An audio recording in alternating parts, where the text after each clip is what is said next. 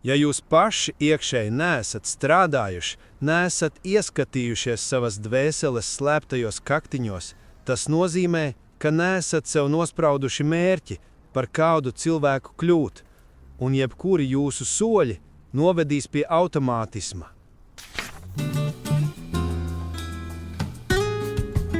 Labdien! Mani sauc Laura Vējone, un šodien mēs apskatīsim Mirza Karima Norbekova grāmatu Muļķa pieredze, jeb kā atgūt redzi. Ziniet, kas ir interesantākais? Vai jums nav tādas sajūtas, ka mēs dzīvojam laikmetā, kurā ir tik daudz informācijas par veselību, labsajūtu? Mēs tik daudz esam nonākuši līdz punktam, kurā mēs paši vairs nezinām, kas ir labs un kas nav? Mēs uzticamies citiem. Mēs ceram, ka kāds atrisinās mūsu problēmas, bet vai mēs patiešām ņemam to atbildību savās rokās? Un runājot par brillēm, cik daudzi no jums, kas skatās, pašlaik nesā brilles vai lēces, un cik bieži jūs esat domājuši, vai tiešām tas ir vienīgais variants, vai tiešām man ir jāsamierinās? Lūk, šodien es jums pastāstīšu par grāmatu, kas liek domāt tieši par to, un tās autors ir Mirza Karims Norbekovs. Viņš ir patiešām unikāls autors. Viņš nav tikai rakstnieks, viņš ir tāds kā fenomens. Viņš ir zināms ar to, ka viņa pieeja veselībai nav parasta. Nekādas maģiskas tabletes, nekādas sarežģītas operācijas. Viņš runā par pašattīstību, par to, kā tu pats vari atveseļoties. Un viņa darbi, esmu pārliecināta, ka jūs esat dzirdējuši, piemēram, par viņa locītavu vingrinājumiem vai, protams, šo grāmatu par redzes atjaunošanu. Viņš ir slavens ar to, ka viņš ir tāds provokatīvs skolotājs. Viņš nelutina. Viņš tev tieši pasaka, ja tu esi slinks, tu neko nesasniegsi. Un ziniet, man tas patīk. Dažreiz mums ir vajadzīgs tāds atmodinošs šoks, vai ne? Tātad par pašu grāmatu Muļķa pieredze, jeb kā atgūt redzi. Es uzreiz saku, negaidiet sausu teoriju vai medicīnisku traktātu. Nē. Šī grāmata ir kaut kas pavisam cits. Tās galvenā tēma, protams, tā ir par redzes atjaunošanu, bet patiesībā tā ir par daudz dziļākām lietām.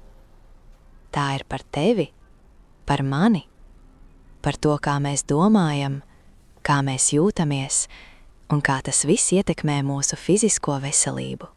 Norbekovs uzstāja, ka mūsu redzes problēmas bieži vien nav tikai fiziskas, tās ir saistītas ar mūsu garīgo stāvokli, ar mūsu emocijām, ar to, kā mēs paši sevi uztveram.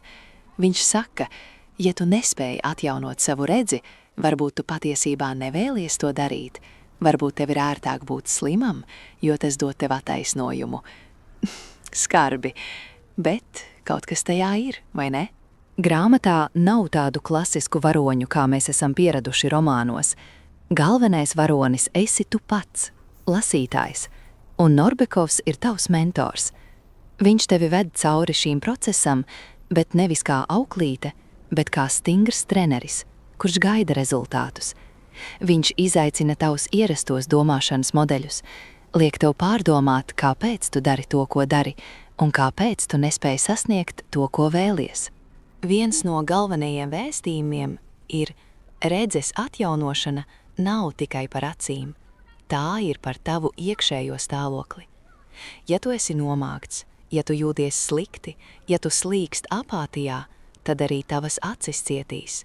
Bet ja tu esi enerģisks, priecīgs, ar pozitīvu attieksmi, tad viss mainās. Viņš pat iesaka vispirms iztaisnot muguru, smaidīt un tikai tad sākt vingrinājumus. Un tas nav tikai tāds, ziniet, padoms labam garastāvoklim. Nē, viņš apgalvo, ka tam ir reāla fizioloģiska ietekme. Vēl viena būtiska ideja ir slinkuma un pasivitātes nozīme. Atcerieties izvilkumu. Ja jūs paši iekšēji neesat strādājuši, neesat ieskatījušies savas dvēseles slēptajos kaktiņos, tas nozīmē, ka neesat sev nosprauduši mērķi, par kādu cilvēku kļūt, un jebkuri jūsu soļi novedīs pie automātisma. Tas ir tik patiesi. Mēs bieži vien gribam gatavas receptes, bet Norbekovs saka, nē, tev pašam ir jādara darbs. Tev ir jāgrib to, tev ir jāstrādā pie tā. Un ja tu esi slings, tu vienkārši pazaudēsi svarīgāko. Cik reizes mēs esam atlikuši svarīgas lietas uz vēlāku? Kāpēc šī grāmata ir vērta lasīšanai? Nu, pirmkārt, ja tu meklē alternatīvas redzes uzlabošanai un esi gatavs izmēģināt kaut ko ārpus ierastā. Otrkārt, ja tu esi atvērts idejai, ka tava veselība ir atkarīga no tevis paša. Un treškārt, ja tu gribi izaicināt savus ierastos uzskatus un iedziļināties pašizpētē. Šī grāmata nav par burvju nūjiņu, tā ir par darbu ar sevi, par atbildības uzņemšanos un par to, ka tu esi spējīgs daudz vairāk nekā tu domā. Kam šī grāmata varētu patikt? Es domāju, ka tā ir piemērota cilvēkiem, kas ir atvērti ezotērikai, psihosomatikai un alternatīvajai medicīnai. Tā ir domātājiem, kas vēlas saprast ne tikai, kā kaut kas notiek, bet arī kāpēc. Un, protams, tiem, kas ir gatavi uzņemties atbildību par savu dzīvi un negaida, ka kāds cits viņus izārstēs. Ja tu meklē ne tikai redzes uzlabošanu, bet arī jaunu skatījumu uz dzīvi, šī grāmata varētu būt īstā. Tāpēc, ja esat gatavi izaicinājumam un vēlaties patiešām atvērt acis ne tikai burtiski, bet arī pārnestā nozīmē, es ļoti iesaku ielūkoties Mirza Karima Norbekova muļķa pieredzē. Tā varētu mainīt jūsu domāšanas veidu un iespējams arī redzi. Paldies, ka biji kopā ar mani. Ja šis apskats tev bija noderīgs, padalies ar kādu, kam arī patīk lasīt un domāt, jo stāsti mūs satuvina. Uz tikšanos nākamajā grāmatu ceļojumā. Abonē šo audio kanālu, lai neplaist garām nākamos grāmatu apskatus. Vairāk ieteikumu meklē atskaņošanas sarakstā.